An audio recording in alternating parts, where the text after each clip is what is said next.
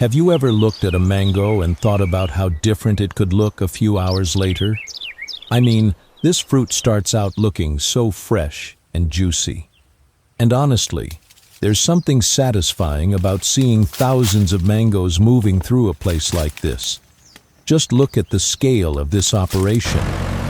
From the outside, it may look like an ordinary food factory, but once you see what's happening inside, the whole place feels completely different.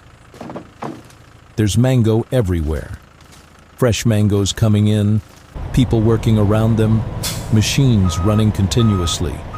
It's almost like watching one huge system working together.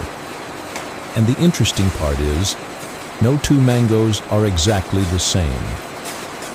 Some are bigger, some smaller, some have slightly different shapes. But somehow they all end up moving through the same journey. You can really appreciate how much work goes into something that we normally pick up from a supermarket shelf without thinking twice. And then comes the part that I find the most satisfying. Watching fresh fruit slowly turn into something completely different. The color starts changing. The texture changes. Even the way the fruit looks becomes completely different from where we started.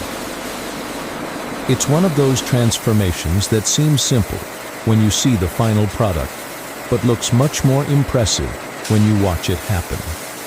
And the factory itself is just as interesting as the mangoes. There are conveyors moving constantly, stainless steel equipment everywhere, workers checking different areas, and huge machines operating almost non-stop. Everything has its own rhythm, and once you start watching the line, it becomes surprisingly difficult to look away. What I really like about these factory processes is that you can actually see the journey happening right in front of you. A fruit that was growing on a tree is now moving through a completely different environment. And eventually, it becomes something that can sit on a store shelf thousands of miles away from where it started. Pretty amazing when you think about it. And this is just one example of how much can happen behind the scenes before food reaches us. We normally see the finished packet, but we rarely see everything that came before it. And that's exactly what makes these factory journeys so interesting.